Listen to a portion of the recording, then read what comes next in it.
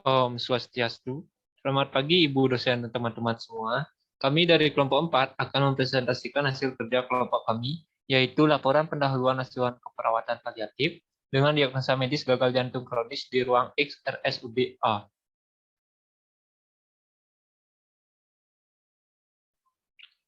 Adapun anggota kelompok kami, yang pertama ada Evilia Horiza, yang kedua Iputu Rian Oka Dirgayusa, Iwayan Bandam Bayu Permana, Iwayan Bandam Mersa Suntana, Komang Murah Suputra Prasetya, Niluh Purnama Ningsih, Nimade Puspita Ningrum, Niputu Nita Purnamasari, Putu Ari Pradesta Dewi, Putu Karina Juliani, dan terakhir Restu Bramasta.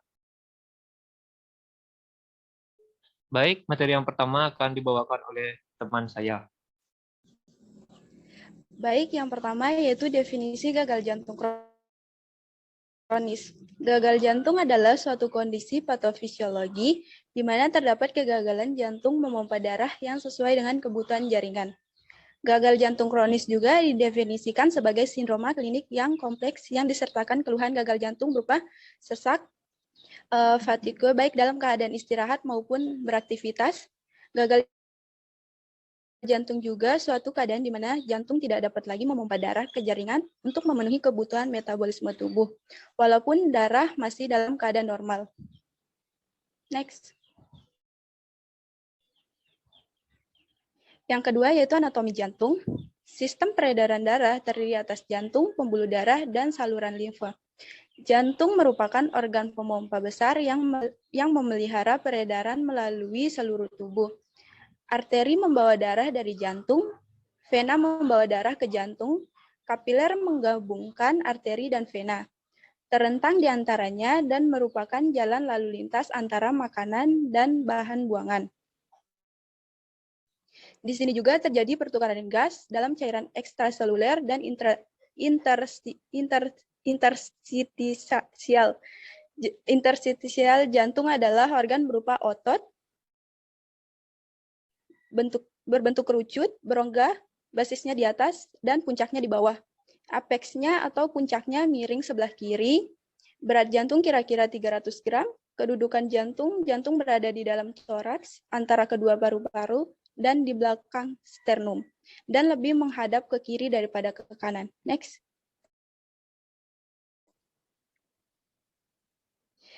Selanjutnya, lapisan jantung terdiri atas 3 lapisan, yaitu yang pertama epikardrium. Lapisan terluar memiliki struktur yang sama dengan perikardrium visceral. Yang kedua, miokardrium. Lapisan tengah yang terdiri atas otot yang berperan dalam menentukan kekuatan kontraksi. Yang ketiga yaitu endokardrium, atau lapisan terdalam terdiri atas jaringan endotel yang melapisi bagian dalam jantung dan menutupi kantung jantung. Adapun katup jantung berfungsi untuk mempertahankan aliran darah searah melalui bilik jantung. Ada 2 jenis katup, yaitu katup antrivertikular dan katup semilunar. Yang pertama yaitu katup antrivertikular dibagi menjadi 2 bagian, yaitu katup triscupidalis memiliki 3 buah daun katup yang terletak antara atrium kanan dan vertikal kanan. Katup biscuspidalis atau katup mitral memiliki 2 buah daun katup dan terletak antara atrium kiri dan vertikal kiri. Yang kedua yaitu katup semilunar, memisahkan antara arteri pulmonalis dan aorta dari vertikal. Selanjutnya ruang jantung. Jantung memiliki 4 ruang, yaitu atrium kanan, atrium kiri, vertikal kiri, dan vertikal kanan. Atrium terletak di atas vertikal dan saling berdampingan. Atrium dan vertikal dipisahkan oleh katup satu arah. Antara organ, rongga kanan dan kiri dipisahkan oleh septum. Selanjutnya akan dilanjutkan.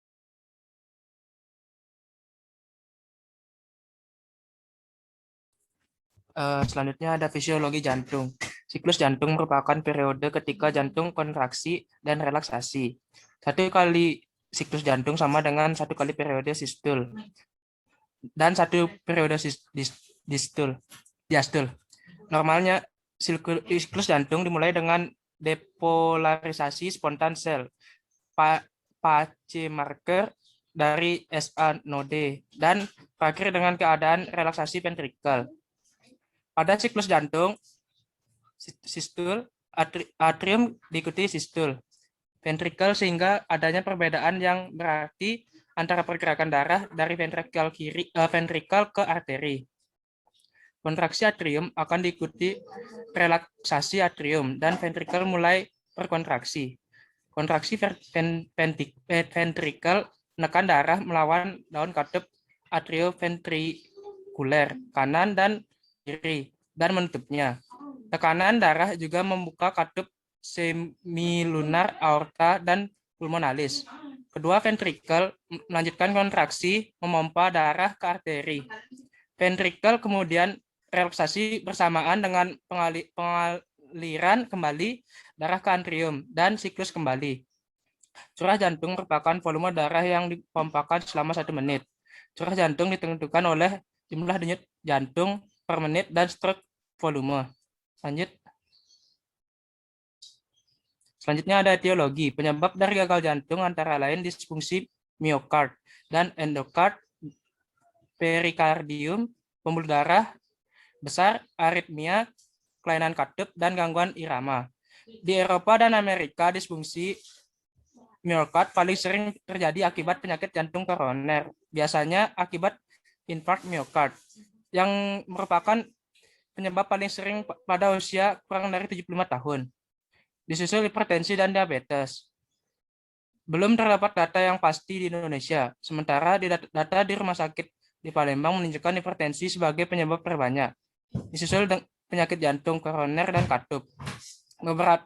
Beberapa faktor risiko yang berperan terhadap kejadian gagal jantung antara lain adalah tekanan darah yang tinggi, penyakit arteri koroner, serangan jantung, diabetes, konsumsi beberapa obat diabetes, sleep apnea, defek jantung, kongenital, penyakit katup jantung, virus, konsumsi alkohol, rokok, obesitas, serta irama jantung yang tidak reguler. Selanjutnya ada patofisiologi. Pada gagal jantung, terjadi ketidakmampuan jantung untuk memompa darah pada tingkatan untuk memenuhi kebutuhan metabolisme jaringan maupun dapat menjalankan fungsinya tetapi dengan tekanan pengisiannya yang lebih tinggi dari normal. Onset dapat tidak terlihat maupun bersifat akut. Pada kebanyakan kasus gagal jantung, jantung tidak dapat mengikuti ritme kebutuhan dasar jaringan perifer. Pada beberapa kasus, gagal jantung terjadi akibat peningkatan kebutuhan jaringan akan darah yang meningkat. Pada definisi, perlu dieksklusikan kondisi di mana cardiac output yang tidak adekuat, yang terjadi karena kehilangan darah maupun proses lain yang menyebabkan penurunan pengembalian darah ke jantung. Secara mekanis, jantung yang gagal tidak dapat lagi memompakan darah yang telah dikembalikan melalui sirkulasi vena. Cardiac output yang tidak adekuat hampir selalu diikuti oleh peningkatan kongesti sirkulasi vena. Dikarenakan kegagalan ventrikel untuk mengejeksi darah ke vena yang diterimanya. Hal ini menyebabkan peningkatan volume N diastolik pada ventrikel yang mengakibatkan peningkatan tekanan N diastolik dan pada akhirnya meningkatkan tekanan vena.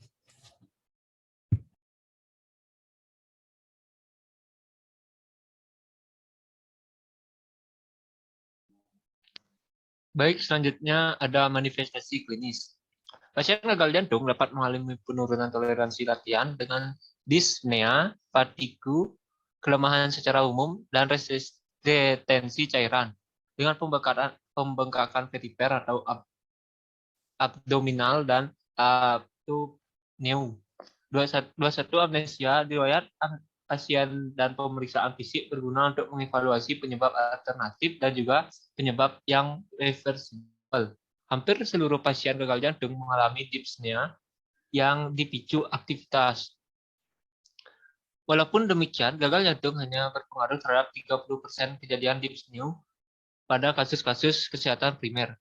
Presensi kejadian dyspnea yang dipicu aktivitas hanya menurunkan sedikit probabilitas kejadian gagal jantung sistolik dan ditemukan apneu atau paroxysmal nocturnal dyspnea mempunyai efek kecil terhadap peningkatan probabilitas gagal jantung.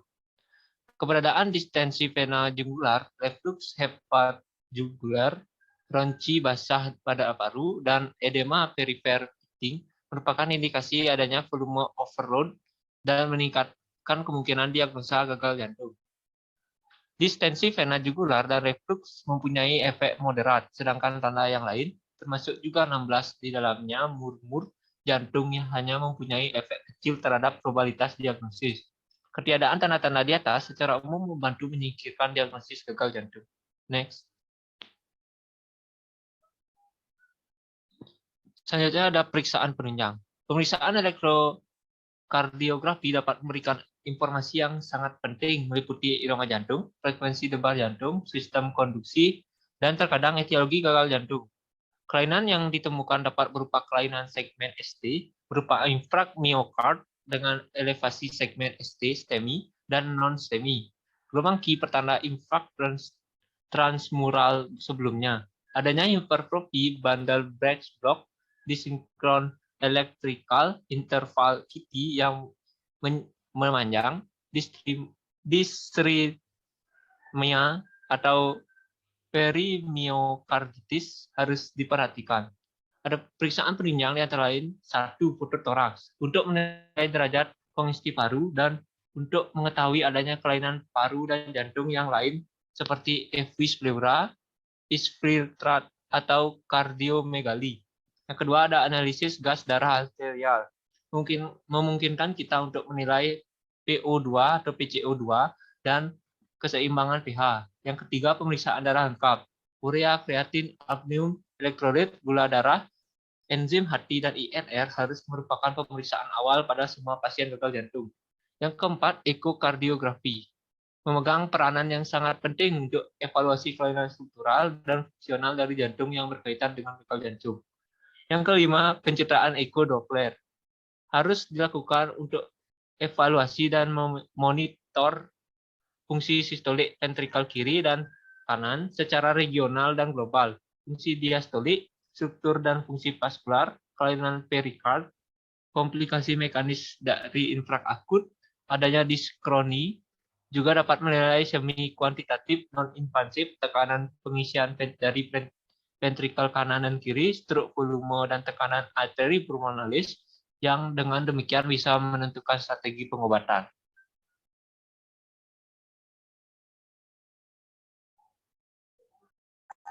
Baik, selanjutnya penata laksanaan medis. Tata laksana farmakologi pada gagal jantung kronik terdiri atas tata laksana medikamentosa dan tindakan preventif. Obat-obat untuk gagal jantung antara lain ACE inhibitor, angiotensin 2 reseptor blocker, mineralokortikoid reseptor antagonis, beta blocker, dan diuretik. Antiritmik, drugs, vasodilator, dan obat inotropik oral. Meskipun ada kemajuan yang luar biasa dalam pengobatan farmakologis dari gagal jantung, mortalitas dan morbiditas masih tetap menjadi perhatian utama. Berikut merupakan golongan obat yang digunakan pada terapi farmakologis gagal jantung, meliputi diuretik, ACE inhibitor, ARB, beta blocker, antagonis aldosteron, vasodilator, glikosida jantung, dipiridin, agnosis beta, natriuretik, peptid. Obat-obatan golongan diuretik diberikan pada pasien gagal jantung dengan tanda kongesti atau biasanya kelas 1 atau stadium B. Efek utama dari pemberian diuretik yakni mengurangi tekanan darah dan preload ventricle. Selain itu, pada pasien gagal jantung kiri, pemberian diuretik akan membantu mengurangi pembengkakan jantung sehingga pemompaan lebih efisien. Next.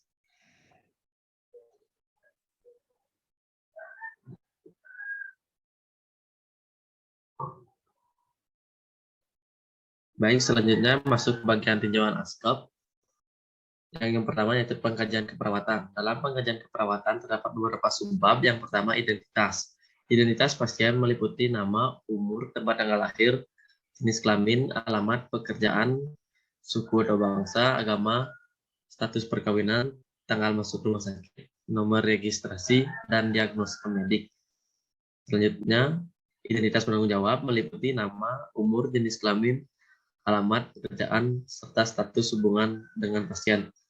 Selanjutnya, pokok bahasan yang kedua yaitu keluhan utama. Yang pertama, sesak saat bekerja, dyspnea nokturnal paroksimal atau ortopnea. Yang kedua adalah pusing, yang ketiga nyeri pada bagian dada, yang keempat edema ekstremitas bawah, yang kelima nafsu makan menurun, nausi, dan distensi abdomen. Yang terakhir yang keenam urin menurun. Next. Pokok bahasan yang ketiga yaitu riwayat penyakit pada sekarang. Pengkajian yang mendukung keluhan utama dengan memberikan pertanyaan tentang kronologi keluhan utama. Pengkajian yang didapat dengan gejala-gejala kongesti vaskuler pulmonal, yakni munculnya dyspnea, ortopnea, batuk, dan edema pulmonal akut. Tanyakan juga gejala-gejala lain yang mengganggu pasien. Selanjutnya pokok bahasan yang keempat yaitu riwayat penyakit terdahulu. Untuk mengetahui riwayat penyakit terdahulu, tanyakan kepada pasien apakah pasien sebelumnya menderita nyeri dada khas, infark miokardium, hipertensi, diabetes mellitus, atau hiperlipidemia. Tanyakan juga obat-obatan yang biasanya diminum oleh pasien pada masa lalu yang mungkin masih relevan. Tanyakan juga alergi yang dimiliki oleh pasien. Selanjutnya pokok bahasan yang kelima, riwayat penyakit keluarga. Tanyakan kepada pasien apakah ada keluarga pasien yang menderita penyakit jantung dan penyakit keturunan lain seperti diabetes mellitus dan hipertensi. Selanjutnya masuk kepada pokok bahasan yang keenam, itu pengkajian data. Pengkajian data meliputi yang pertama aktivitas dan istirahat, yaitu adanya kelelahan, insomnia, letargi, kurang istirahat, sakit dada, dyspnea pada saat istirahat atau saat beraktivitas. Yang kedua adalah sirkulasi, yaitu riwayat hipertensi, anemia, syok septik, asites, disaritmia, fibrilasi atrial, kontraksi ventrikel prematur, peningkatan GVP, dan sinusitis pucat. Selanjutnya yang ketiga respirasi.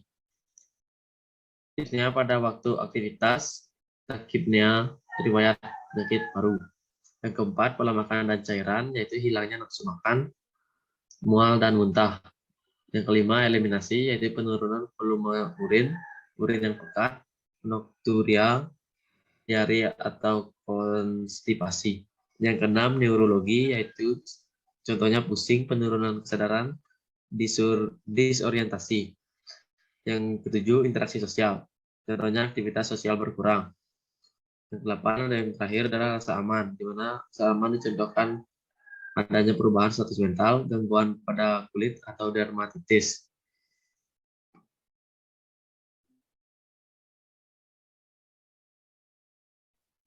Baik, yang selanjutnya yaitu pemeriksaan fisik. Yang pertama yaitu keadaan umum, periksa kesadaran dan keadaan emosi, kenyamanan, distres, sikap, dan tingkah laku pasien. Yang kedua, tanda-tanda vital, yaitu yang diperiksa yaitu tekanan darah, nilai normalnya, nilai rata-rata sistoliknya adalah 110/140 mmHg, nilai rata-rata diastoliknya yaitu 80 sampai dengan 90 mmHg. Yang kedua yaitu nadi, nilai normalnya yaitu frekuensi 60 sampai dengan 100 kali per menit, bradikardi atau takikardi. Selanjutnya itu pernapasan, nilai normalnya yaitu frekuensi 16 sampai 20 kali per menit pada pasien respirasi meningkat, dyspnea pada saat istirahat atau aktivitas. Selanjutnya yaitu suhu badan, metabolisme menurun atau suhu menurun. Selanjutnya itu pemeriksaan head to examination, yaitu yang pertama kepala, periksa bentuk dan kesimetrisan kepala, selanjutnya mata, konjungtiva, anemis atau ikterik ada tidak. Selanjutnya yaitu mulut, apakah ada tanda infeksi. Selanjutnya telinga, apakah kotor atau tidak, ada serumen atau tidak, atau kesimetrisannya.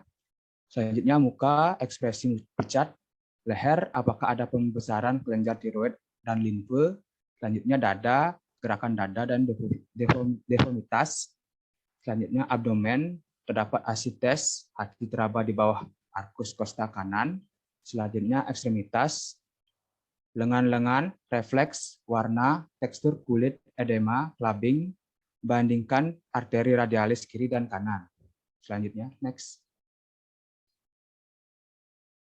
Selanjutnya yaitu pemeriksaan khusus jantung. Yang pertama yaitu infeksi, yaitu diperiksa vena leher dengan JVP meningkat, data ictus cordis normalnya ada di ICS kelima. Yang kedua yaitu palpasi, PMI bergerak ke kiri inferior karena diatasi atau hipertrofi ventricle. Yang ketiga yaitu perkusi, batas jantung normal pada orang dewasa, kanan atas yaitu SIC 3, linen parasternalis dextra, kanan bawah SC 4, linen parasternalis dextra, kiri atas SC 3, linen parasternalis sinistra, kiri bawah SC 4, linen medioclavicularis sinistra. Selanjutnya yaitu auskultasi, bunyi jantung 1 dan 2. Bunyi jantung 1 terjadi karena getaran menutupnya katup atrioventrikular yang terjadi pada saat kontraksi simetris. Next. 15.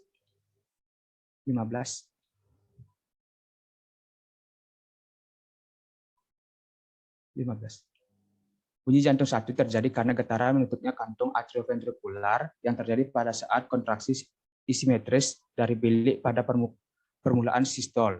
Bunyi jantung 2 terjadi akibat getaran menutupnya katup aorta dan arteri pulmonalis pada dinding toraks. Ini terjadi kira-kira pada permulaan diastol. Bunyi jantung 2 normal selalu lebih lemah daripada bunyi jantung pertama atau bunyi jantung 1. Selanjutnya yaitu pemeriksaan penunjang. Yang pertama, pneumotoraks dapat mengungkapkan adanya pembesaran jantung, edema atau efusi pleura yang menegaskan diagnosa CHF. Yang kedua, EKG dapat mengungkapkan adanya takikardi, hipertrofi bilik jantung, dan iskemik jika disebabkan AMI atau ekokardiogram. Selanjutnya yang ketiga, pemeriksaan laboratorium hiponatremia, hiperkalemia pada tahap lanjut dari gagal jantung, blood urea atau nitrogen, BUN, dan kreatinin. Selanjutnya,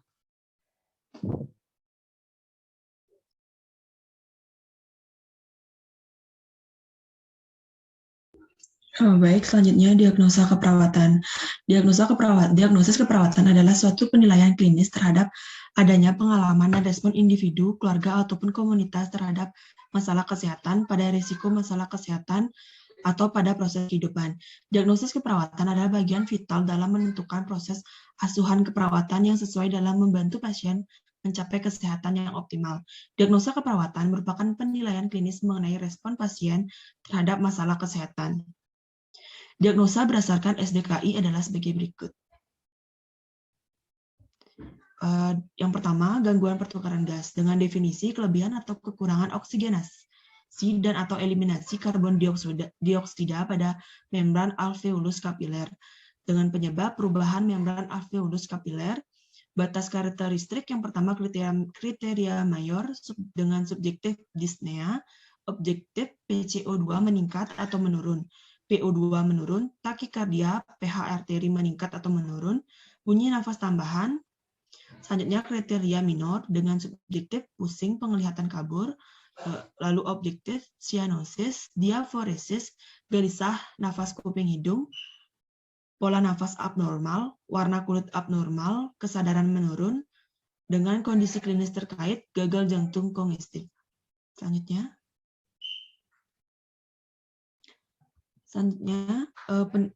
penurunan curah jantung dengan definisi ketidakadekuatan jantung memompa darah untuk memenuhi kebutuhan metabolisme tubuh dengan penyebab perubahan preload, perubahan afterload, dan atau perubahan kontratilitas batasan karakteristik dengan dengan kriteria mayor. Yang pertama, subjektif lelah, objektif edema atau distensi vena jugularis. Selanjutnya, central venous pressure atau CVP meningkat atau menurun. Selanjutnya, kriteria minor, subjektif, objektif, murmur jantung, berat badan bertambah, pulmonary artery wedge pressure menurun, kondisi klinis terkait gagal jantung kongestif. Selanjutnya, nyeri akut dengan definisi pengalaman sensorik atau emosional yang berkaitan dengan kerusakan jaringan aktual atau fungsional dengan onset mendadak atau lambat berintensitas ringan hingga berat yang berlangsung kurang dari 3 bulan dengan penyebab agen pencedera fisiologis, misalnya iskemia. Dengan batasan karakteristik, yang pertama kriteria mayor, subjektif, mengeluh nyeri, objektif, tampak meringis, bersikap protektif, gelisah, frekuensi nadi meningkat, sulit tidur. Dengan kriteria minor sebagai berikut, subjektifnya tidak ada, objektif, tekanan darah meningkat, pola nafas berubah, nafsu makan berubah, proses berpikir terganggu, menarik diri, berfokus pada diri sendiri, diaforesis, kondisi klinis terkait, cedera traumatis. Baik, selanjutnya ada hipervolemia.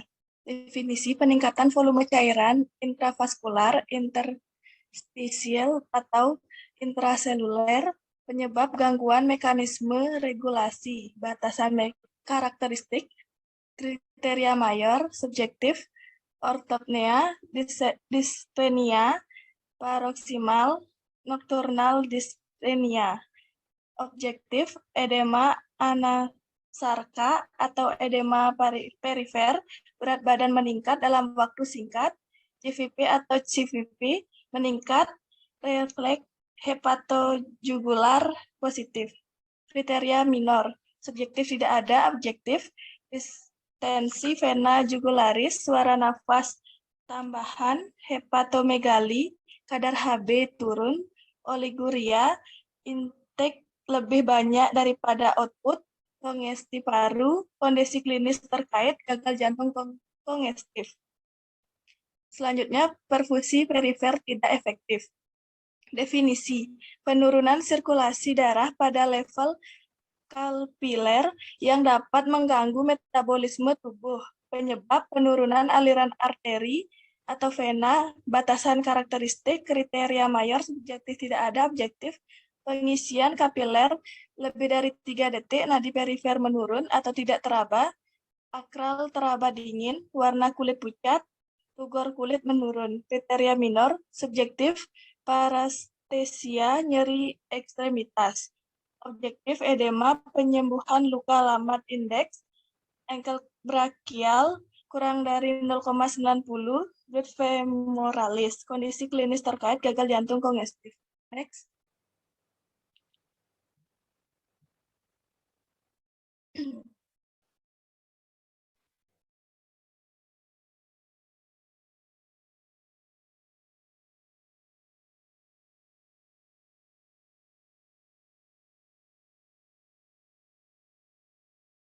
Baik, selanjutnya ada intoleransi aktivitas. Definisi, ketidakcukupan energi untuk melakukan aktivitas sehari-hari. Penyebab kelemahan, batasan karakteristik, kriteria mayor, subjektif mengeluh lelah, objektif frekuensi jantung meningkat lebih dari 20% dari kondisi istirahat. Kriteria minor, subjektif, dyspnea saat atau setelah beraktivitas, merasa tidak nyaman setelah beraktivitas, merasa lemah. Objektif, tekanan darah berubah lebih dari 20% dari kondisi istirahat. Gambaran EKG menunjukkan aritmia saat atau setelah aktivitas. Gambaran EKG menunjukkan iskemia, cyanosis, kondisi klinis terkait gagal jantung kongestif. Selanjutnya ada ansietas. Definisi, kondisi emosi dan pengalaman subjektif individu terhadap objek yang tidak jelas dan spesifik akibat antisipasi bahaya yang memungkinkan individu melakukan tindakan untuk menghadapi ancaman. Penyebab kurang terpapar informasi, batasan karakteristik, kriteria mayor, subjektif merasa bingung, merasa khawatir dengan akibat dari kondisi yang dihadapi, sulit berkonsentrasi. Objektif, tampak gelisah, tampak tegang, sulit tidur. Kriteria minor, subjektif, mengeluh pusing, anoreksia, palpitasi, merasa tidak berdaya. Objektif, frekuensi nafas dan nadi meningkat, tekanan darah meningkat, diaforesis tremor, muka tampak pucat, suara bergetar, kontak mata buruk, sering berkemih, berorientasi pada masa lalu, kondisi klinis terkait penyakit akut. Next. Yang terakhir, yaitu resiko gangguan integritas kulit. Definisi, beresiko mengalami kerusakan kulit, dermis atau epidermis, atau jaringan, membran mukosa, kornea, fasia, otot, tendon, tulang kartilago, kapsul sendi, dan atau ligamen. Faktor resiko, kekurangan atau kelebihan cairan, kurang terpapar informasi tentang upaya mempertahankan atau melindungi integritas jaringan. Kondisi klinis terkait gagal jantung kongestif. Baik, dilanjutkan oleh teman saya.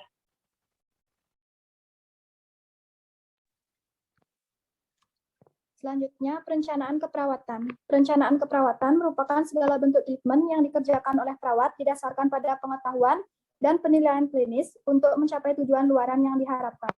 Untuk diagnosis yang pertama, yaitu gangguan pertukaran gas berhubungan dengan perubahan membran alveolus kapiler. Dengan tujuan dan kriteria hasil, untuk tujuan, setelah dilakukan tindakan keperawatan, diharapkan pertukaran gas meningkat. Untuk kriteria hasil, dispenia menurun. Yang kedua, bunyi napas tambahan menurun. Yang ketiga, pola napas membaik. Dan yang keempat, pertukaran karbon dioksida dan oksigen membaik. Untuk intervensinya, monitor frekuensi irama, kedalaman, dan upaya napas. Yang kedua, monitor pola napas. Yang ketiga, monitor kemampuan bentuk efektif.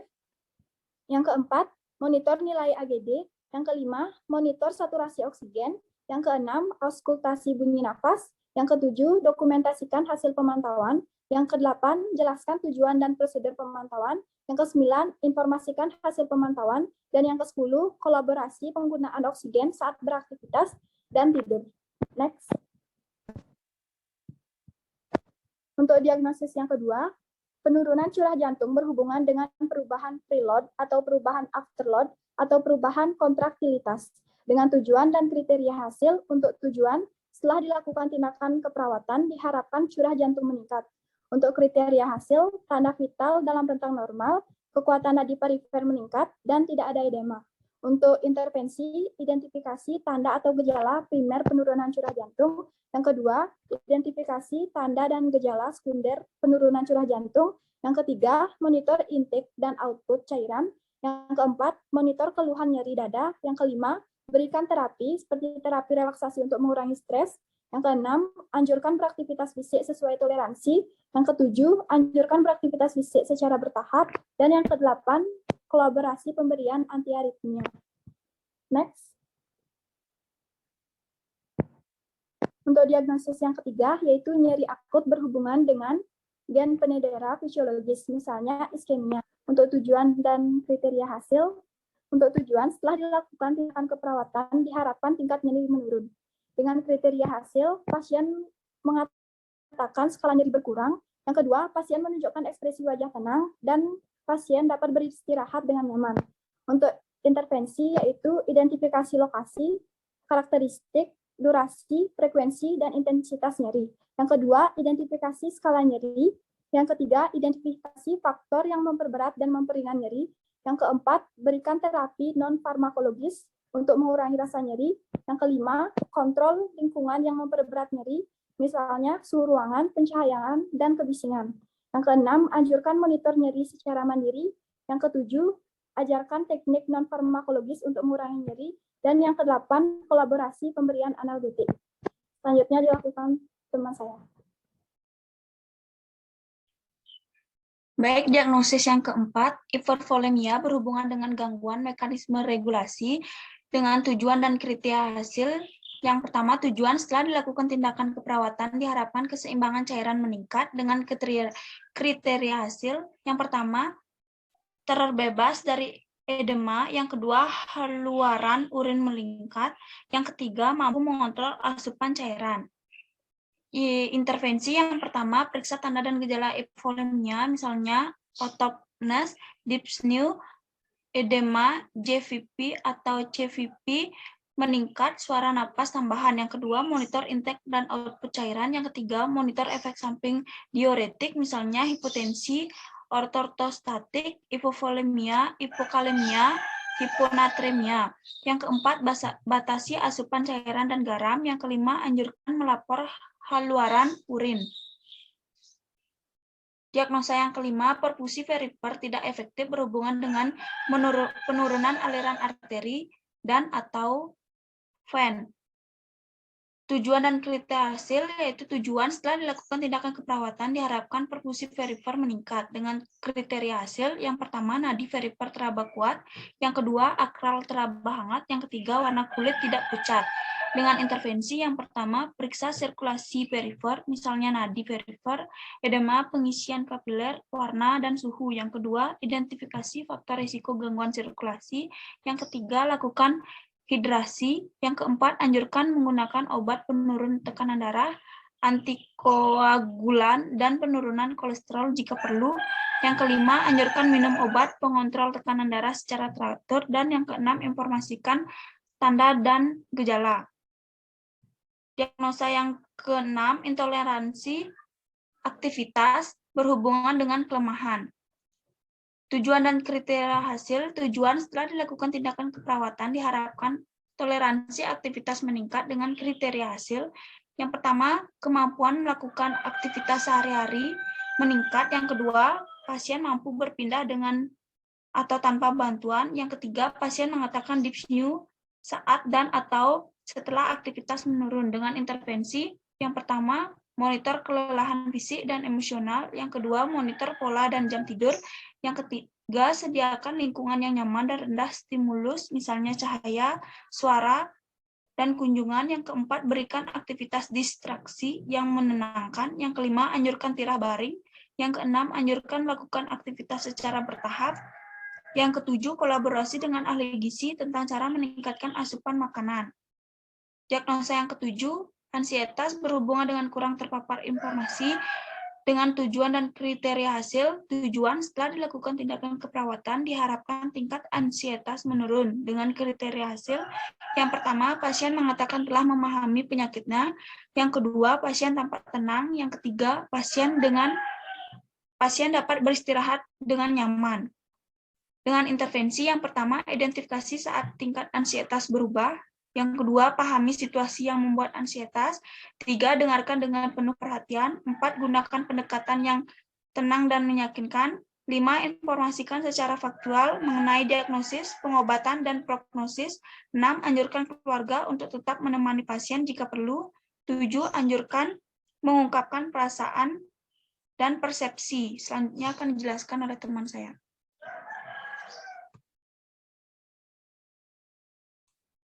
Baik, adapun diagnosis keperawatan yang ke-8 yaitu defisit nutrisi berhubungan dengan ketidakmampuan mencerna makanan, faktor fisiologis, misalnya stres, keengganan untuk makanan. Lalu di sini tujuan dan kriteria hasilnya ada tujuan. Setelah melakukan tindakan keperawatan diharapkan status nutrisi membaik. Kriteria hasil, yang pertama porsi makanan yang dihabiskan meningkat, yang kedua perasaan cepat kenyang menurun, yang ketiga nafsu makan membaik. Adapun intervensinya yaitu ada yang pertama ada monitor asupan dan keluarnya makanan dan cairan serta kebutuhan kalori, yang kedua timbangan berat badan secara rutin, yang ketiga anjurkan membuat catatan harian tentang perasaan dan situasi pemicu pengeluaran makanan, misalnya pengeluaran yang disengaja, muntah, aktivitas berlebihan. Yang keempat, yaitu kolaborasi dengan ahli gizi tentang target berat badan, kebutuhan kalori, dan pilihan makanan. Diagnosis keperawatan yang ke-9, yaitu ada risiko gangguan integritas kulit dengan kelebihan volume cairan. Tujuan dan kriteria hasil, yaitu Tujuannya setelah dilakukan tindakan keperawatan diharapkan integritas kulit dan jaringan meningkat. Kriteria hasil, yang pertama, risiko kerusakan jaringan integritas kulit meningkat. Yang kedua, tidak ada tanda kemerahan. Yang ketiga, tidak ada keluhan nyeri pada daerah edema. Baik, intervensinya yang pertama ada identifikasi kemampuan pasien dan keluarga menerima informasi. Yang kedua, persiapan materi dan media edukasi, misalnya formulir balance cairan. Yang ketiga, berikan kesempatan pasien dan keluarga bertanya. Yang keempat, jelaskan tentang definisi tanda dan gejala edema. Yang kelima, jelaskan cara penanganan dan pencegahan edema. Yang keenam, yaitu ada instruksi pasien dan keluarga untuk menjelaskan kembali definisi penyebab, gejala, dan tanda penanganan dan pencegahan edema. Yang terakhir, yang ke-10, diagnosa keperawatannya itu pola nafas tidak efektif berhubungan dengan hambatan upaya napas, misalnya nyeri saat bernapas. Tujuan dan kriteria hasil, yaitu tujuannya setelah dilakukan tindakan keperawatan diharapkan pola napas membaik. Kriteria hasil yang pertama, frekuensi napas dalam rentang normal. Yang kedua, tidak ada penggunaan otot bantu pernapasan. Yang ketiga, pasien tidak menunjukkan tanda dyspnea. Yang intervensi yang pertama, monitor pola napas, frekuensi kedalaman usaha napas. Yang kedua, monitor bunyi nafas tambahan, misalnya gargling, mengui, wheezing, dan ronki. Yang ketiga, monitor sputum, jumlah, warna, dan aroma. Yang keempat, posisikan semi-fowler atau fowler. Yang kelima, ajarkan teknik batuk efektif. Yang keenam, kolaborasi pemberian bronchodilator, ekspektoran, dan mukoltik jika perlu. Baik, selanjutnya akan dilanjutkan oleh teman saya. Baik, selanjutnya ada implementasi keperawatan. Implementasi merupakan tahap keempat dari proses keperawatan yang dimulai setelah perawat menyusun rencana keperawatan. Implementasi keperawatan adalah serangkaian kegiatan yang dilakukan oleh kesehatan yang dihadapi ke status kesehatan yang baik yang menggambarkan kriteria hasil yang diharapkan. Proses pelaksanaan implementasi harus berpusat kepada kebutuhan pasien. Faktor-faktor lain yang mempengaruhi kebutuhan keperawatan, strategi implementasi keperawatan, dan kegiatan komunikasi. Next. Selanjutnya ada evaluasi. Evaluasi merupakan langkah akhir dari proses keperawatan menurut Setiadi. Dalam buku konsep dan penulisan asuhan keperawatan, tahap evaluasi adalah perbandingan yang sistematis dan terencana tentang kesehatan pasien dengan tujuan yang telah ditetapkan. Dilakukan dengan cara berkesinambungan dengan melibatkan pasien, keluarga, dan tenaga kesehatan lainnya. Tujuan evaluasi adalah untuk melihat kemampuan pasien dalam mencapai tujuan yang disesuaikan dengan kriteria hasil pada tahap perencanaan. Next. Selanjutnya ada dua jenis evaluasi keperawatan. Yang pertama, evaluasi formatif. Evaluasi ini dilakukan secara segera setelah perawat mengimplementasikan rencana keperawatan guna menilai keefektifan tindakan keperawatan yang telah dilaksanakan. Evaluasi ini meliputi 4 komponen, yaitu yang dikenal dengan istilah SOP, yakni subjek data keluhan pasien, objek data hasil pemeriksaan, analisis data, perbandingan dan data dengan teori, dan perencanaan. Yang kedua, evaluasi sumatif adalah evaluasi yang dilakukan setelah semua aktivitas proses keperawatan selesai dilakukan. Metode yang dapat digunakan pada evaluasi jenis ini adalah melakukan wawancara pada akhir pelayanan. Menanyakan respon pasien dengan keluarga terkait pelayanan keperawatan, mengadakan pertemuan pada akhir layanan. Next. Selanjutnya ini WC. Next. Sekian presentasi dari kelompok kami. Jika ada salah kata, mohon dimaafkan. Kami tutup dengan Om Santih Santih Santih Om.